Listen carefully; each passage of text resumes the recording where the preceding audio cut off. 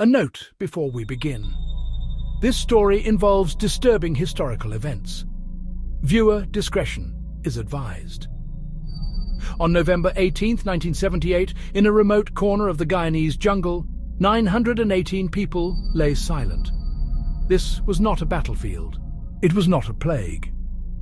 This was Jonestown, a community that believed it had found paradise, then was led to ruin. I'm an old man now, and I remember the headlines. But headlines don't hold the weight of what happened there, especially on that final day. The People's Temple, led by the charismatic Jim Jones, had promised equality and purpose, a clean break from a cruel world. They fed the hungry and housed the poor. But that morning, the promise felt distant. The air was thick with tension.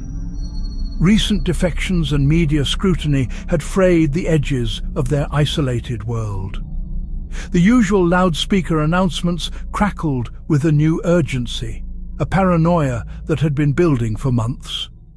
Food was rationed, and the long hours of labor in the fields felt heavier than ever.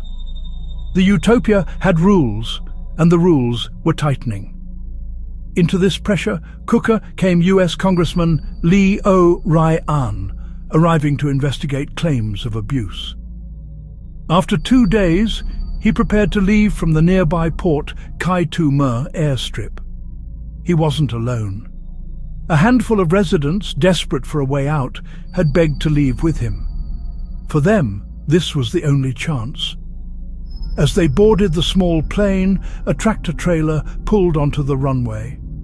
Temple security forces, Jones's own guards, emerged with rifles. The escape was an ambush. Shots rang out across the airstrip. Congressman Ryan was killed. So were 3 journalists and one of the defectors. The illusion of a peaceful commune was shattered by gunfire. The point of no return had been crossed. Back in Jonestown, a final order crackled over the speakers. Everyone was to gather at the central pavilion. Immediately. There, Jim Jones declared that their sanctuary had been violated, that enemies were coming to destroy them. He announced it was time for a revolutionary suicide. Vats of a grape-flavored drink, laced with a deadly cocktail of cyanide and sedatives, were brought forward. Syringes were prepared. The children were first. Some were injected by nurses, others forced by their own parents to drink the poison. Armed guards encircled the pavilion, ensuring no one could escape. This was not faith. It was mass murder, sealed with coercion and fear. Some were coerced, some were terrified. The children had no choice. The entire event was recorded on what is now known as the death tape, a chilling audio document of Jones's final, horrifying act of control. In the chaos, a few managed to slip away, hiding in the dense jungle until the horror was over. But for the vast majority, there was no escape. When Guyanese authorities arrived the next day, they found a scene of unimaginable silence. 918 people were dead, over 300 of them children. The news sent a shockwave across the globe, a story too dark to comprehend. It's easy to say, I'd never fall for that.